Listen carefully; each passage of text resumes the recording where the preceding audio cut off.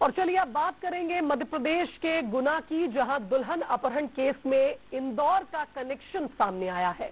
दरअसल दुल्हन का अपहरण करने के लिए इंदौर से कुछ बदमाश पहुंचे थे, जिनमें से 5 आरोपियों को पुलिस ने गिरफ्तार कर लिया है, तो वहीं 2 फरार आरोपियों की तलाश जारी है। बता दें कि गाड़ी में लगे जीपीएस से इन 5 किडनैपर्स को पुलिस ने पकड़ लिया।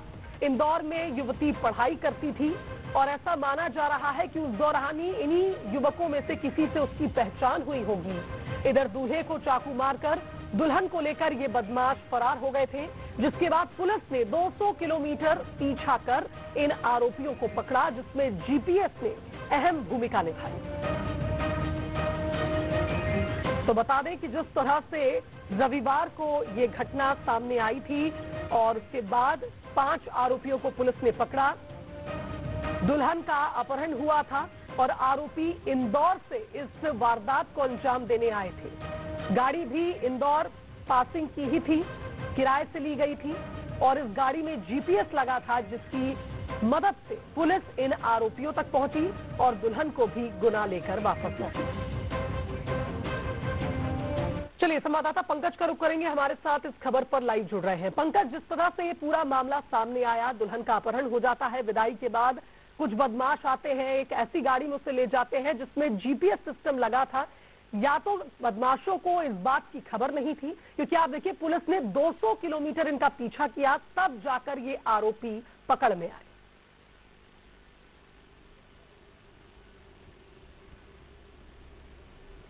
बिल्कुल शुभांगी, मैं आपको बता देता हूं कि ये जो मामला है काफी संवेदनशील मामला है, क्योंकि इसमें लव का ट्रायंगल भी सामने आ रहा है। मैं आपको बताना चाहूंगा कि ये जो लड़का था आरोपी, पहले लड़की के घर के सामने ही रहता था, जिसका नाम आकाश बताया जा रहा है।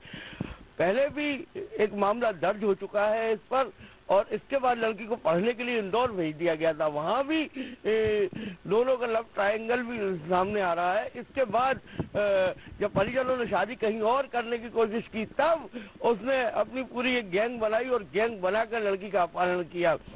पुलिस अभी इसका खुलासा नहीं कर रही है, मगर कुछ ही देर में करीबन 12 से 1 बजे के बीच इसका खुलासा होगा, क्योंकि जो आरोपी है उसकी जो गाड़ी, जिस गाड़ी को वो लेके आए थे, उसमें जीपीएस लगा था और जैसे ही टोल पर फुटेज आता है, फुटेज आने के बाद तत्काल पुलिस एक्टिव होती है और गाड़ी मालिक को फोन लगाया जाता है। तब गाड़ी मालिक जो है बताता है कि गाड़ी में जीपीएस लगा है और लगातार जीपीएस से ट्रैकिंग शुरू हो जाती है।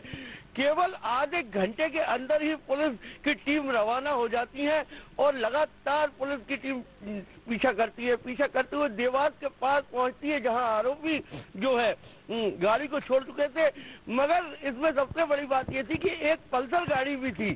उस पल्सर गाड़ी में जो 2 लोग थे वो अभी तक नहीं मिले हैं। अभी पुलिस को और भी कई खुलासे करने हैं, क्योंकि लड़की का मेडिकल कराया गया है और दुल्हन को माँ बाप को सौंप दिया गया है। बारात को खाली हाथ ही अभी लौटना पड़ा है। देखना यह होगा कि आज इस मामले में क्या खुलासा होता है, क्योंकि अभी इसमें कई जो परतें हैं वो खुलना बाकी हैं। जी शुभांगी। बिल्कुल पंकज, परतें खुलनी बाकी है। और एक और जानकारी दीजिएगा अगर आपके पास हो कि दुल्हन से क्या बातचीत हुई है, क्योंकि आप देखिए जिसका अपहरण होता है वो कुछ लोगों का भी नाम ले रही है, यानी वो पहले से इन बदमाशों में से किसी एक को जानती थी। क्या उससे कोई पूछताछ हुई, उससे कुछ खुलासा किया? क्योंकि अभी तो ये भी स्पष्ट नहीं है कि दुल्हन इनके साथ मिली हुई थी या उसको भी खबर नहीं थी कि उसका अपहरण होने वाला है। एक अपहरण का मामला दर्ज हुआ है, तो ये लव का जो ट्रायंगल है वो सामने आ रहा है, क्योंकि जो अपहरण करता है वो पूर्व प्रेमी ही बताया जा रहा है।